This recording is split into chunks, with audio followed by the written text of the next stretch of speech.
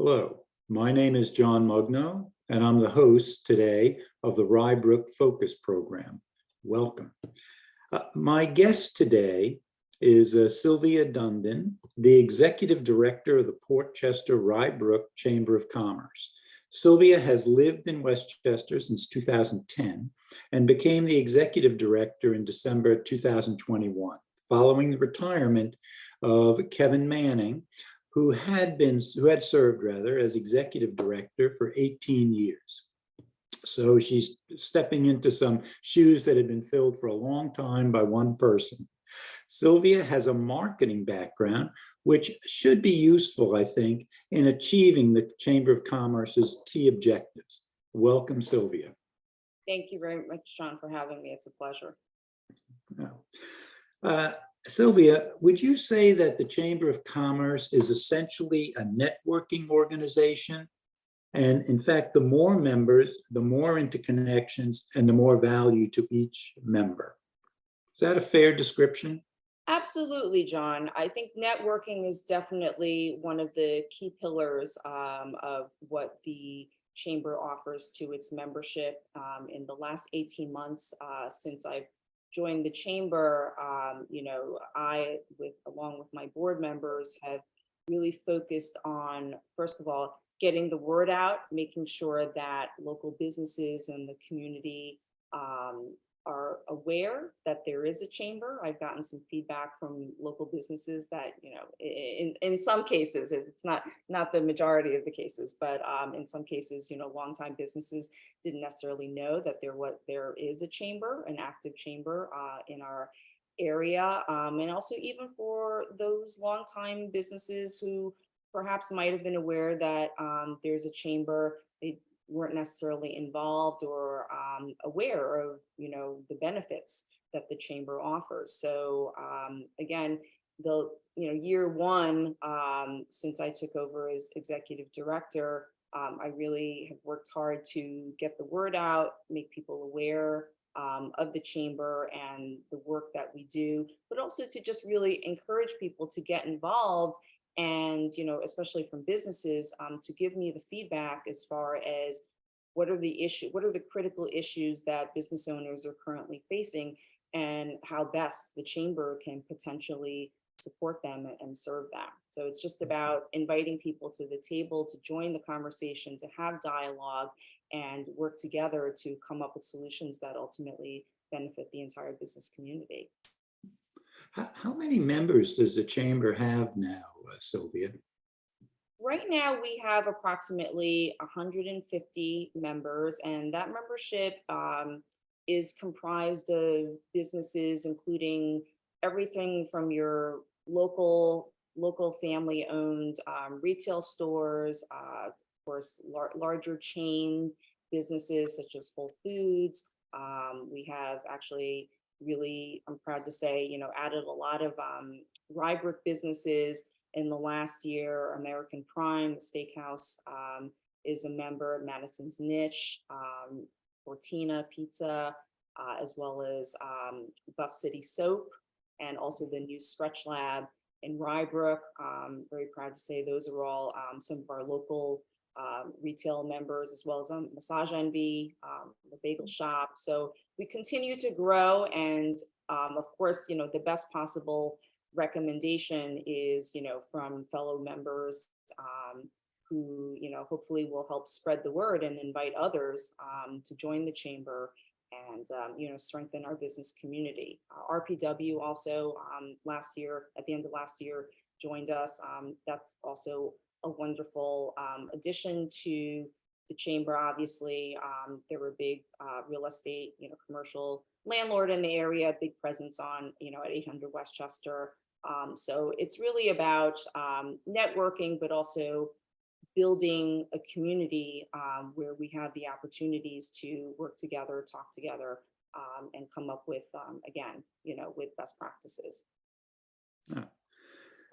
Look, I understand the Chamber of Commerce provides value to its members through in basically 4 areas. And maybe we should take each area singularly and discuss what the benefits are. So The four areas for our listeners are networking opportunities, marketing and promotion assistance, education on key business issues, and nonpartisan meaning it's not political for a particular party, advocacy with local political entities.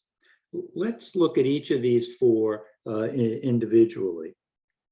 Let's start with the networking, Sylvia.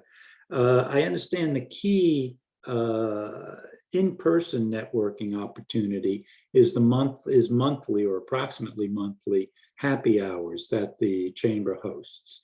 Could you go into that a little bit? Sure, it'd be my pleasure. So the chamber has been hosting monthly networking happy hours. Those are hosted at a local bar or restaurant. We're certainly open to other venues, and we welcome and invite, any chamber members and business owners. If, they have the space and the inclination, they're welcome to host one of these events. And the idea is that these are informal get-togethers. We meet on a monthly basis at a local venue, runs from 5:30 to 7:30 p.m.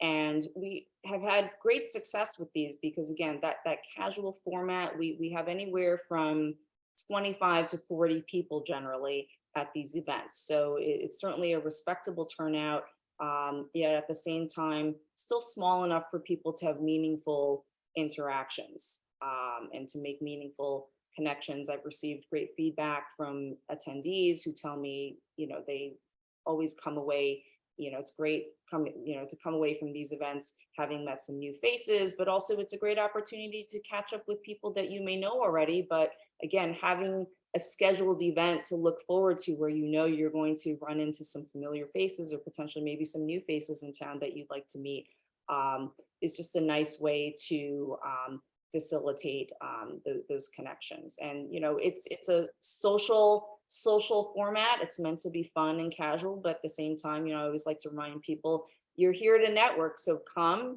mix and mingle, bring your business cards. And if you come away from these events having met one new person, that's certainly time well spent. Maybe I misunderstood this when we talked earlier, but do you ever have guest speakers at these events? So we are actually launching a new guest speaker series, and that's actually going to kick off later this month. Our first guest speaker is actually going to be the IDA, the Portchester Industrial Development Agency. Obviously in Portchester, development is a very hot topic. There are a lot of things going on. So I felt that this was an opportune time to reintroduce the IDA to those who might not be familiar or haven't necessarily been keeping up with what's been going on in relation to development in the Portchester area. Also just a great way to bring interested parties together, in the business community. So that's actually, I'll be able to share more details about that in the coming days. And that again will be hosted at a local restaurant, open to the membership, as well as, any other interested parties. We always welcome people who, want to come check out the chamber. We invite them to, drop by one of our events as well. As you say, that is certainly a topical local issue. The other area which you provide assistance to people is in marketing and promotion assistance. Could you develop that a little bit? Absolutely. So we offer, for those businesses who are interested, a lot of online marketing and promotion. If you are active on Facebook and Instagram, and even if you're not, if you found that you don't necessarily have the time or don't really know where to start with that, I have a background also in not just in marketing, but social media management. I'm more than happy to work one-on-one with members who would like assistance with that. If you have an existing, social media account, any promotions or marketing vehicles that you have that you would like the chamber to reshare or promote, not just to the membership, but to the local community. There's a lot of value added there. The chamber has Instagram, Facebook, obviously the website also. It's just a great way to get the word out about anything that's relevant to your business. So that's one way that we provide promotional and marketing support. I've also, in the time that I've been here, added several new restaurant members. Lots of great restaurants in our area, and I've Right. really been encouraging a lot of the hospitality members to get more involved, tell me how I can best help them. Obviously, restaurants, have faced very difficult times, especially coming out of the pandemic. Food costs are up, hard to find, labor, a lot of different issues. So again, if we work together, I would love to have a dedicated Portchester Rye Brook restaurant week. I have a lot of other great ideas as far as just, doing fun promotional vehicles to specifically support our bars and restaurants, in our community. And we actually recently, the board and I created a dedicated hospitality committee as part of the chamber. So we really invite and encourage any interested parties to join the committee, share their ideas and work together. You Uh, know, yeah, sorry, I was just no, going to that's okay. say, Go ahead. I was just going to say that, we have a weekly newspaper, the Westmore News, but it doesn't actually have very many advertisements.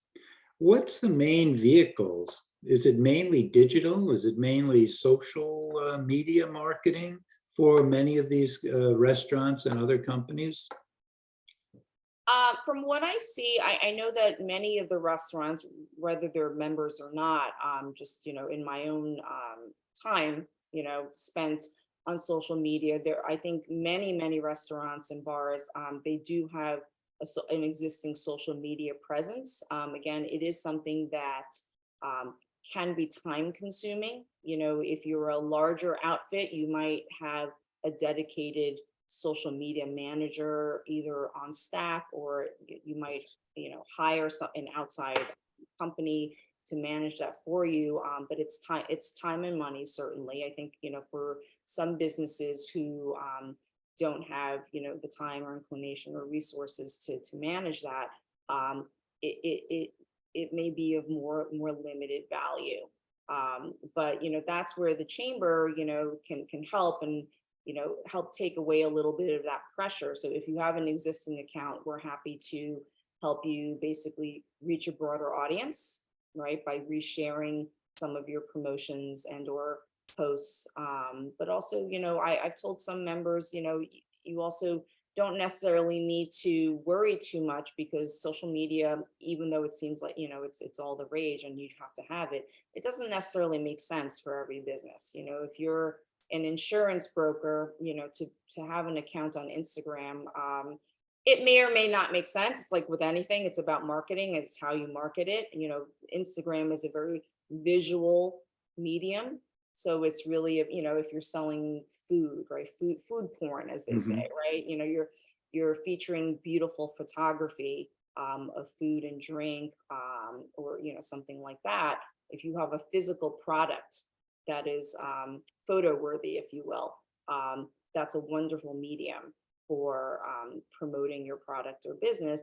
But for other businesses, it's all about creativity too. I've seen, in some cases, like real estate agents, right? They've been able to leverage Instagram very successfully just by basically leveraging their own personalities. They do videos on Instagram, featuring not just their properties, but also featuring themselves, if you will, featuring the realtors as, kind of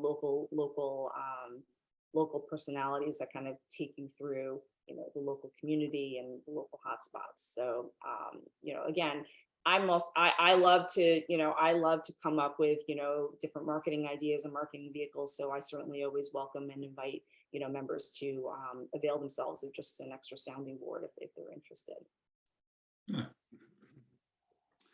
The third area which you have focused on is education. And could you discuss what the educational initiatives have been that the Chamber of Commerce has undertaken? Sure. And I just want to take this opportunity to add, I think, not just, I wouldn't just say education. I would just kind of amend myself a little bit and say it's really education and communication. So important. We're very fortunate here in Westchester County, in the sense that there really are so many valuable business resources available to us. And many of them, this may surprise many people to hear, many of them are actually low cost and in many cases free of cost. And that's thanks in large part to programs that are hosted by Westchester County. We have a dedicated director of small businesses and chambers, actually Sherry Asher Rosen, who is a wonderful resource. You know, she's one of the first people that I met when I joined the chamber. And, you know, communication, education, I say that because a lot of times there are all these wonderful resources available, but if you don't know about it, obviously you can't avail yourself of them. Right. So, you know, one of the things that I really try to do in my role with the chamber is to make sure that, you know, the word gets out, so to speak. You know, I receive so much information, you know, every week, whether it's, you know, through email or just, you know, what I'm reading out there, you know, in my conversations, you know, with business, you know, business members and, you know, other members of the community. So you know, a big part of what I do is I try to digest that and edit that in a more meaningful and, you know, relevant way. And through our weekly chamber newsletter, which usually goes out on Friday, actually Friday afternoons, I basically try to cherry pick, you know, resources and news that I think, you know, are potentially relevant and add value to our membership. And, you know, I don't like to spam. I don't really send out a lot of communication. I know everybody's time is very valuable, but if you come away, it's just like with our networking events. If you know, sort of eyeball the newsletter and you come away with, you know, one kind of interesting or valuable tidbit, or even come away saying, oh, I didn't know that. Good to know. You know, that's great. You know, that certainly makes me happy and feels that, you know, it's, you know, I'm doing my job. And I certainly welcome members also if they have anything newsworthy that they'd like to share, if there's any special promotions they'd like to share with the membership. Our weekly newsletter is also a great way to get the word out. Going back to just business resources and education, you know, we have, it's not necessarily through specific things that the chamber is offering. I'm always happy to, and I do work very closely with many of my members, you know, when they have concerns or, you know, want to bounce ideas around. But, you know, I'm always happy to connect my members to other resources, again, whether it's county programs, state programs. You know, coming out of the pandemic, there was a lot of, and there continue to be actually, grant opportunities specifically targeted towards supporting small businesses, you know, in our state.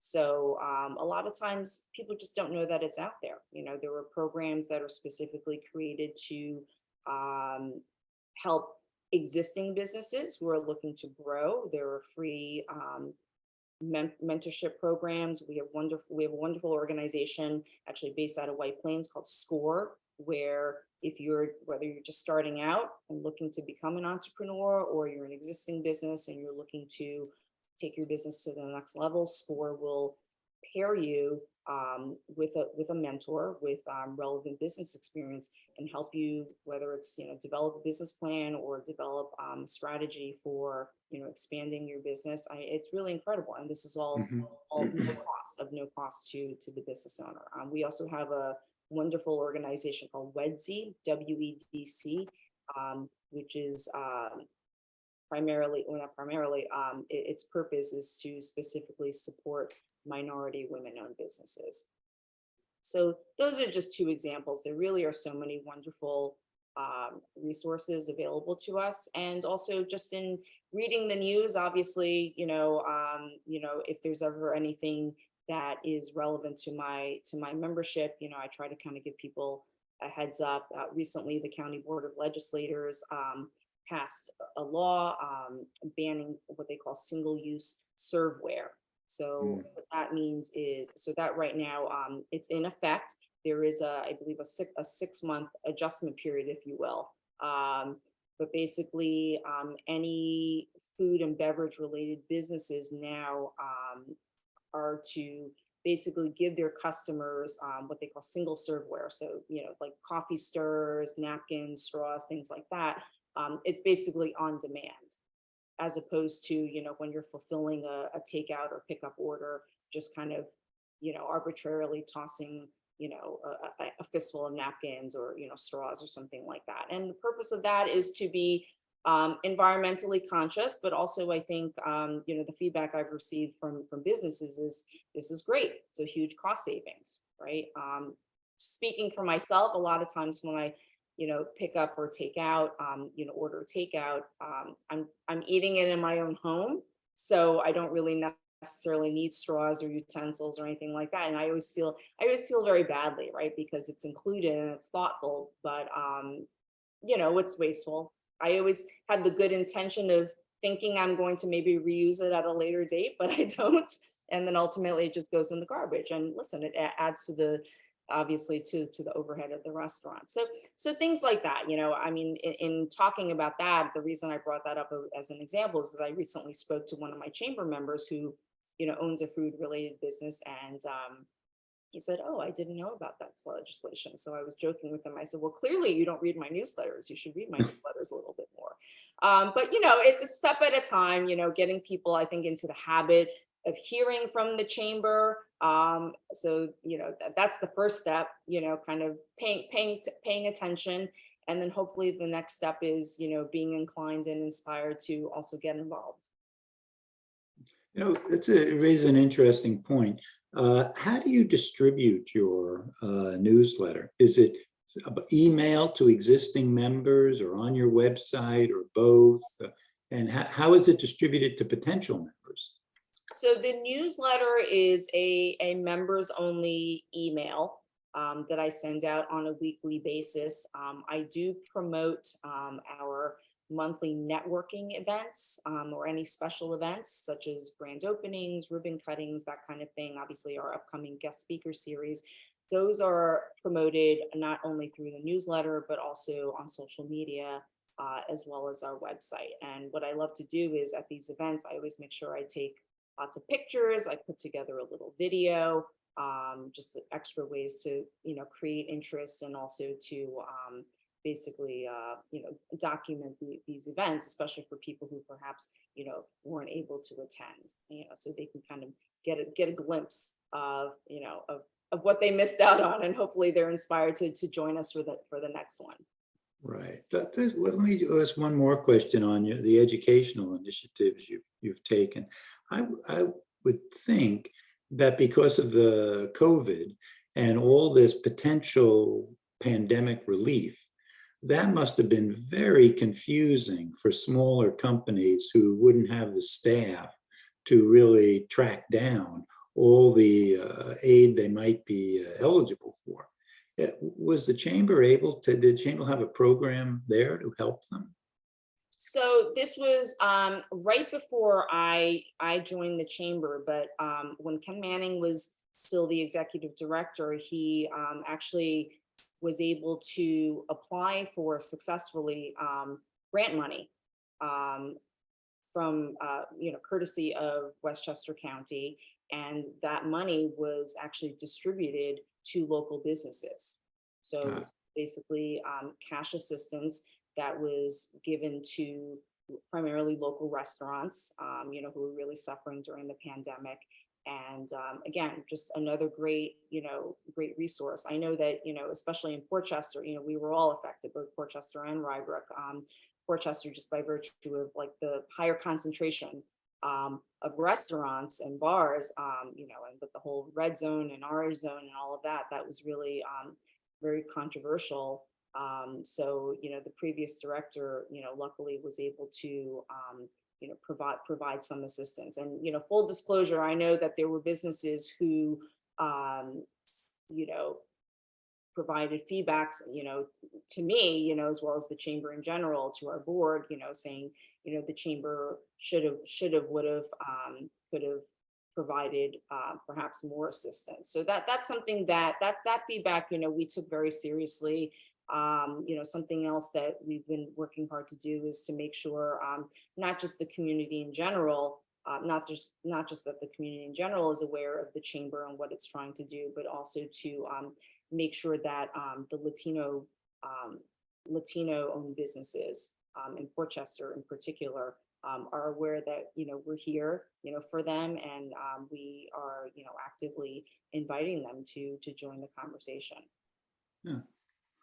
Yeah, because I would have thought that apparently from what I read in the newspaper, the rules on some of these programs the government was running were complicated. And you had to have somebody who could kind of think through the whole situation with respect to the rules to see if you were eligible. So I'm sure that was very valuable assistance to the various restaurants. The final point of emphasis is the chamber's advocacy. And I know you are a nonpartisan organization, but there are nonetheless opportunities to discuss issues of general importance to groups of businesses with local authorities. And I believe you've done this, so perhaps you could give us an example. Sure. So in recent months, we previously in this conversation just mentioned how development is obviously a hot topic, particularly in Portchester. And in recent months, I've had a large increase in not just new members, and so interest, and also new members who are part of like the real estate and development committee. And one of the things that I've been working on with these new members who are now also part of one of our new chamber committees, we have a dedicated real estate and development committee also to support that sector. And the idea is to have a committee to create the opportunity to have more meaningful dialogue about what's going on with development in Portchester. So when we say nonpartisan, the chamber is apolitical. I've told my members, I'm never going to, get up in front of, at a board meeting and say, hey, you should approve or not approve, XYZ project. That's not really appropriate, and that's not the role we're here to play. However, I think it is not only appropriate, but imperative that the chamber plays a role in facilitating, again, meaningful dialogue, opening the lines of communication, and hopefully trying to, playing a role in achieving a win-win, if you will. So, that might sound a little idealistic, but that's what I'm striving for. I think in the absence of communication and dialogue, and in the absence of opportunities for people of different perspectives to come together and at least have the conversation and try to understand each other's perspectives, you really don't have a great chance of, coming together, to form, ultimately, a plan, or, an executable plan that is going to hopefully serve the best interests of the most people, if you will. So with that said, we've been trying to come up with some ways to, again, facilitate, to create a platform, if you will, opportunities for people to come together and share their opinions, whether you're skeptical of development, or you're not sure, you need more information, you want to learn more, or, whether you're currently adamantly for it or adamantly against that, the chamber is looking for ways to, host events, again, in a more social, kind of non-threatening kind of environment, right? Outside of that sort of board meeting environment, if you will, where, you're being recorded, and, something you say now might come back to bite you in the behind later. Just kind of these kind of more low-key opportunities just to have the dialogue and hear each other out. And the guest speaker series is also playing a role in that. I want to create those opportunities for members or any, local business leaders who want to, speak about, or, facilitate dialogue about any issues that, are of concern to them. Because chances are, if there's something that's of concern to you, there are many other people in the community who care about that topic too, right? But it's always, I think sometimes the most difficult part is just kind of connecting the dots and getting people together. A lot of times we're, either kind of having these conversations in a vacuum, or worse, everybody has time to go on Facebook and, put their 2 cents in, right? But Facebook, social media can play a very positive role in our lives, but at the same time, sometimes you have to be careful, right? It can be a bit of a black hole, right? It's very easy to go online and post things and kind of get people riled up. But when you think about impact, right? Posting on Facebook is not going to result in any real change, right? You might be, riling up other people's emotions and kind of getting other people, to kind of empathize or sympathize with whatever your opinion happens to be. But I've seen it. The chamber has, a member of many of the local, Portchester, Rye Brook Facebook pages, and we're all guilty of it. We all go Mhm. online and we're reading, and next thing an hour later you realize you've gone down this rabbit hole, of whatever it is, whatever the sort of drama of the day is. And I see some people commenting saying, you know what, this is a great point. You're well within your rights to complain about, whatever it is, whatever local issue. But you know what? The more impactful thing to do is to call or contact someone who can actually do something about it, right? Contacting the appropriate authority, if you will, right? Sometimes, and listen, again, this is about education and communication, right? I've heard, just to give you an example, someone will complain about traffic, or maybe construction obstructing traffic on Main Street in Portchester. And again, with all the development going on, there are definitely some growing pains. And can things be done better and more efficiently? Absolutely, always, right? But having dialogue, whether you're a resident or a business owner, knowing who to contact, the appropriate person to contact, is of paramount importance, right? Bitching on, excuse my language, complaining on Facebook is probably not going to, is not going to solve the problem. But contacting the village manager's office or DPW, someone who is actually in a position to actually do something about it and help you with your problem, is just much more effective, right? But a lot of people don't know. I get calls sometimes, from business owners complaining about, it's often, the same consistent issues that we face in many communities, right? With slight differences, noise, right? Noise pollution, sanitation related issues, traffic, that kind of things, right? Whether you're a resident or a business, I think those are often hot topics. People, it's a joke, but not really, like sanitation, right? Always a big deal, and people often call, the village offices, right, with sanitation related issues. And it's a very prompts a very visceral kind of response from people. It's very interesting. But anyway, with that said, just opening the lines of communication, and also, encouraging people to just, get in on the ground floor, right? If there's some issue that, impacts you, whether it's sanitation or development, whatever it may be, get involved. A lot of times, I know we're all busy, whether you're a resident or a business owner, you have 5 million other things going on in your life, but take the time, to watch the board meetings, better yet, show up at a board meeting, share your opinions.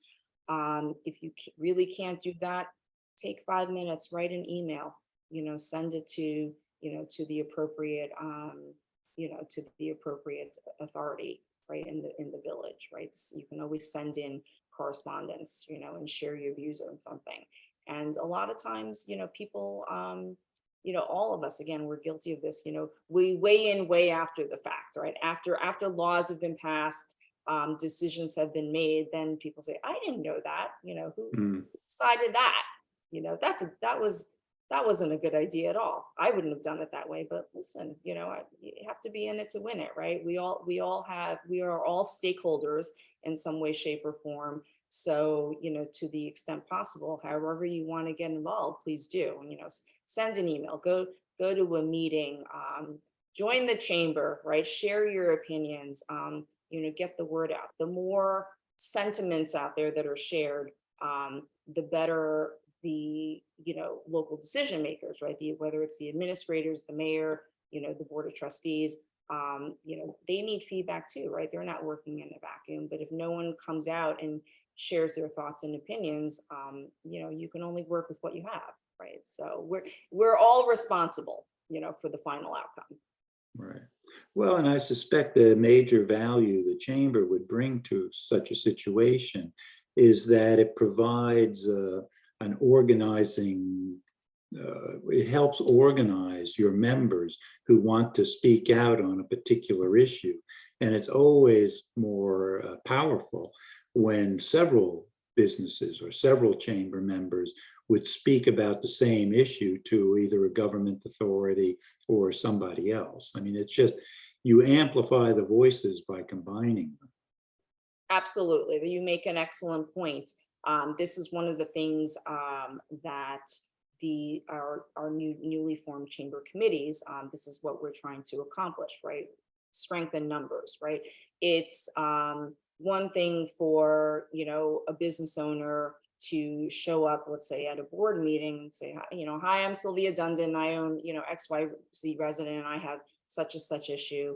But it's a very different proposition, right? When you have a group of business owners, and it doesn't have to be 20, right? I told, some of my members this, look, if you're not comfortable, right? Not everybody is comfortable with public speaking, but look, you only really need one spokesperson.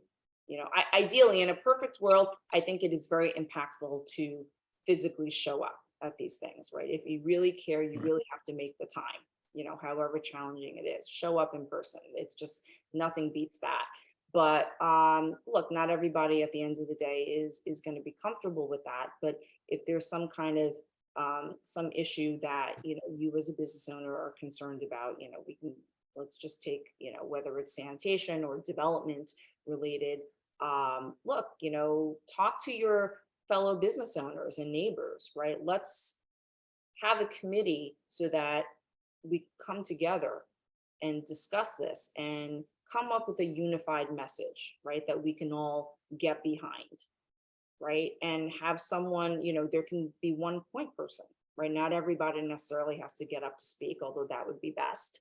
But, have one unified message, but, clearly with the support of a group of like-minded business owners. And that's just much more impactful than, one person or people kind of, doing like their own one-offs, right? Right. That's interesting. I think it's probably, it sounds like a very effective way to try to approach these issues, because they are contested issues. And there is a question of making sure that people understand there's a number of voices on each side of the issue rather than just one side. Right. Okay, Exactly. well, thank you, Sylvia. But I wonder, is there any final comments you wish to make before we sign off? I just want to say thank you again for having me and giving me this opportunity to share a little bit more about what the chamber has been working on. Again, I encourage members of the community, whether you're a business owner or just an interested party. We actually have a civic membership also, so you don't have to be a business owner to become a member. But again, going back to just the point we just made about strength in numbers, we really welcome and invite everyone in the community, especially business owners, of course, to join us and to connect and support each other. A lot of times it might seem like we are, everyone's interests are not necessarily in alignment, but ultimately, whether you're a resident or a business owner, we all want to create and be part of a community that we can all be proud of. That's a thriving place to both live and play and work. So it's about just creating those opportunities and pulling a chair up to the table and having those conversations to come up with ways that we can accomplish that together. No. So please do join us. Well, yeah, this has been, thank you, Sylvia, for this, what I thought was a very interesting conversation about all the things the chamber does for its members and how its members might get even greater benefit from the chamber if they understand all the things that the chamber can do. So this has been very, I think, very useful.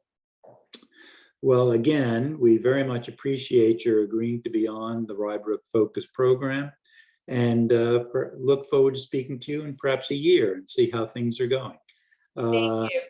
Anyway, thank you, Thank you Sylvia. so much. And thank you to Greg Rivera and the entire Village of Rye Brook team as well, as always, for your support. Very, very much appreciated. All right, thank you.